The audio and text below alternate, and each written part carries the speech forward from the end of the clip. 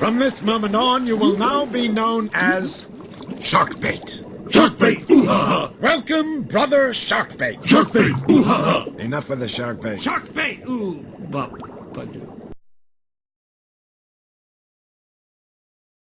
Hey YouTube, this is D from Brooklyn, the Assistant Chiefy. In this video update, I'm going to go over survival tactics for your fish tanks. That's right, survival tactics for your aquariums. These are things that I utilize in several emergencies that we've had here in New York, like Hurricane Sandy, Con Edison's power outage, and just to prepare you for any situation where you may lose power for long periods of time and you want to keep your tanks surviving through these storms. These tips can also prepare you and your family for storms where you have to run essential pieces of equipment in your home. And I'm going to show you the tips and supplies that I keep in place to help me and my aquatic little friends here survive the worst. So come with me as I go through some of the supplies and some of the tips and tactics that I put in place that hopefully you can put in place to help you survive the worst. Come with me. Okay everybody, now here we are in my basement where I have my planted tank, because one of the things I want to emphasize is I'm not just focused on saltwater. This can apply to any aquarium in an emergency. So basically, let's go over 3 very important rules to consider in case of an emergency to keep yourself prepared and to keep your aquariums prepared. Okay? Rule number 1, and this is one of the hardest rules that I know people have trouble with. In an emergency, if you lose power, your aquariums are dark, you don't want to feed your fish. Yeah, I know, they're very tempting. And they can give you the sad little fish like, oh yeah, we want to eat, it's an emergency. No, you gotta hold back from feeding your fish. They will survive, but one of the reasons is when you're feeding the fish, it's keeping their metabolism going at a high rate, and when fish eat, they're going to generate waste.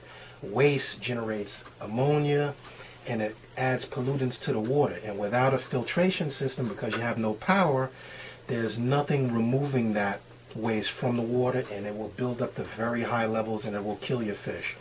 Okay, so rule number 1, you want to refrain from feeding the fish, and believe it or not, they can go a long time without eating. Mine went a whole week during Hurricane Sandy. We had no power and no heat, and as you can see, timer's on, we had no problem, everything survived. So rule number 1, don't feed the fish. Rule number 2, we have all sorts of complicated filtration systems. Some of us have sumps, some of us have water running to refill top off systems, things of that nature. You want to make sure that these things are disconnected. The reason being, if you lose power and you have no way of that water going back into a loop, you run the risk of it overflowing or back siphoning down and flooding your floor. So you want to make sure these things, if you have overflows, that you want to make sure that they're out of the water, or you want to make sure you have a check valve to prevent water from backflowing down in the case of a power outage. Okay, it's very important. Rule number 2, and I'm glad the lights come on because it's a point that we forget.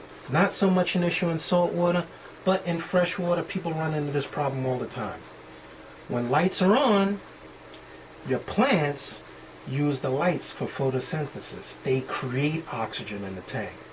When the tank is dark, the plants use the oxygen in the water. If you're without power for a long time and there's no movement in your water, or you don't have a pump or something bringing oxygen for the fish, the plants can actually consume all of the oxygen in the water and can actually suffocate your fish. I know people don't think about fish suffocating, but one of the problems that I run into when I see people with planted tanks and they say, oh, the plants are beautiful, but for some reason all my fish died. It says, yes, because when your lights go off at night, people have CO2 going into the tank for CO2 tanks, but also the plants are consuming the oxygen from the tank. The only way to combat this is by having a very important piece of equipment, which I'm going to go into in 5 minutes. You need to pump air into the water. You have to have oxygen going into the water. Obviously, you can't pull all the plants out of the tank, but you have to have oxygen going into the water to sustain your fish through the power outage. So with that being said, let's go into some of the supplies that are going to help you make it through the worst. Okay, let's go. Okay, so here's the vital piece of equipment. This is your battery charging station, people. One of the most important pieces of equipment you can possibly have. This can save you undoubtedly in the case of an emergency. Not only for your fish tank, which this video is focusing on, but this can keep you going in the case of an emergency. Let me give you an example. Hurricane Sandy, I'm one of these guys in New York that has the, you know, what is that, triple package or whatever they call it, where you have the telephone, internet, and what the hell is it, cable, all a package. Well, guess what? When the power went out, so did the telephone, the internet, and the cable. I had no phone. We couldn't even call 911, which if you're going back to Hurricane Sandy report, you'll see a lot of people got into serious trouble. They were stuck in their houses, or they had fires, or they had electrical issues. People were trapped.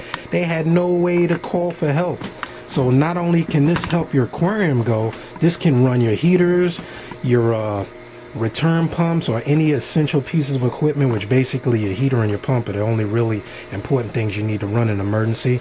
But I use this setup here to charge my cell phones. I even hooked my house phone. I took the power from the router and plugged it into this setup here, and it got me telephone service when no one in my block had telephone service. Which brings me to the components. Basically, here is a deep cycle battery. This is a deep cycle battery inside a battery case. The battery case you can get from Walmart, Target, or any place that sells batteries for a very cheap price. I think I paid about $39 for this case. You can get them for cheaper. One of the reasons I got this particular case is I go fishing. I use this to run my trolling motor on my boat. But one of the things I liked about this battery case is it has a indicator. Beep.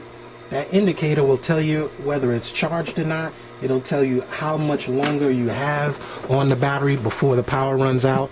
And that can be very important if you're running a lot of stuff and you need to know, okay, I only have half the charge left. I only need to run very, very important pieces of equipment on the battery.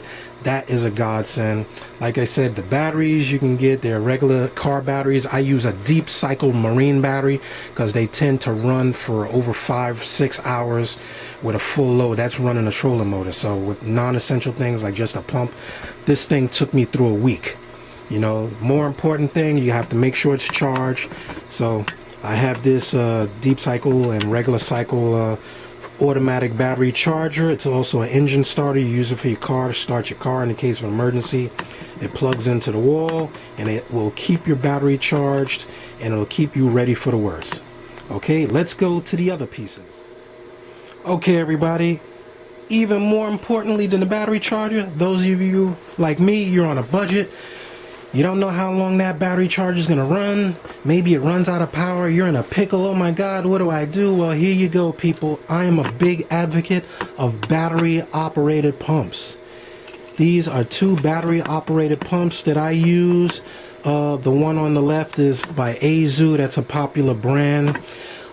They run under 20 bucks. You can also get one that I believe is on the market for about $49. The $49 version of that pump actually plugs into the wall and keeps itself charged.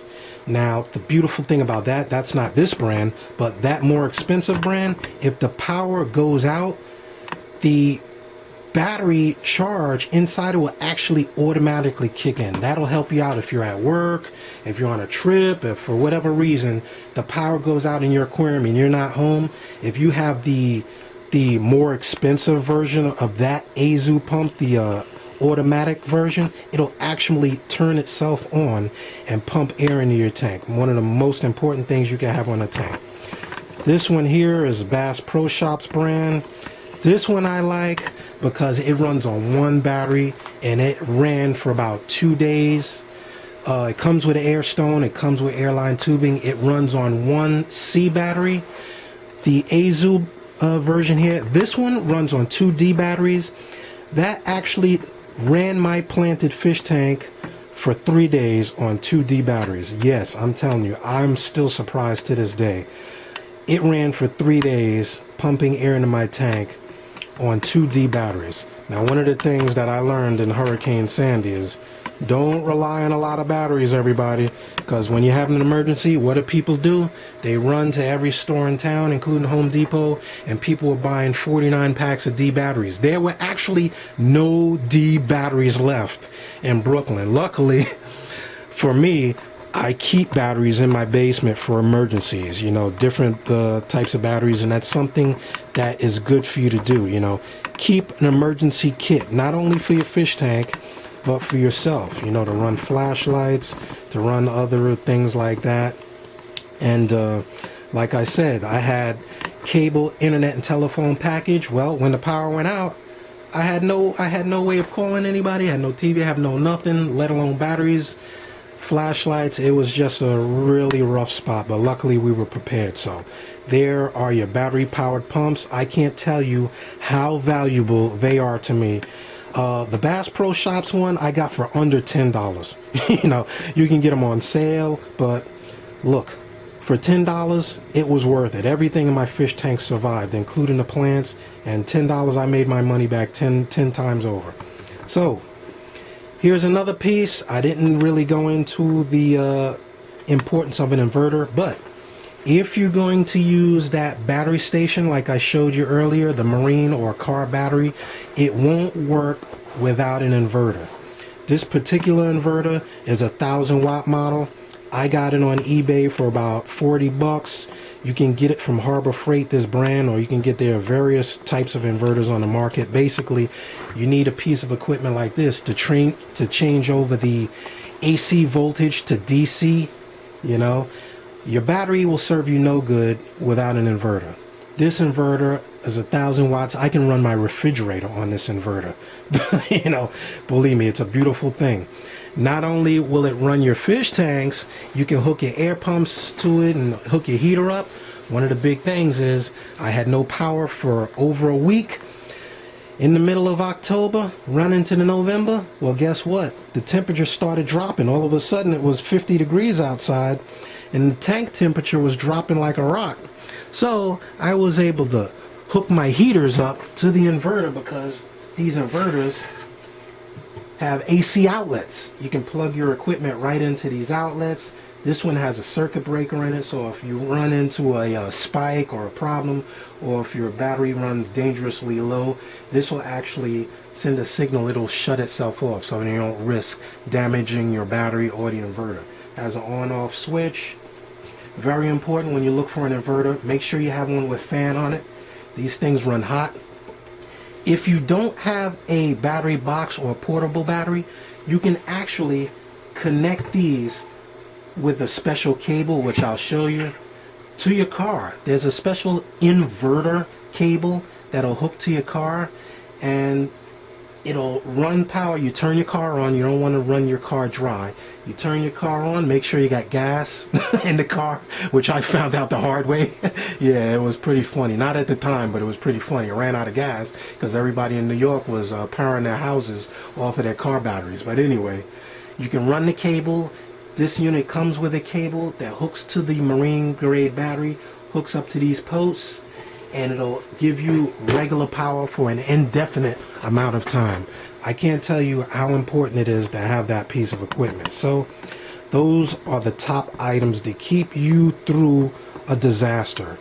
It got me through Sandy, it got me through Con Ed's power outage a few years ago, it got me through a tornado, any situation. Hey, unfortunately, they're telling us we may have about a foot or maybe 2 feet of snow in New York tonight, so I'm charging up my stuff right now, ladies and gentlemen.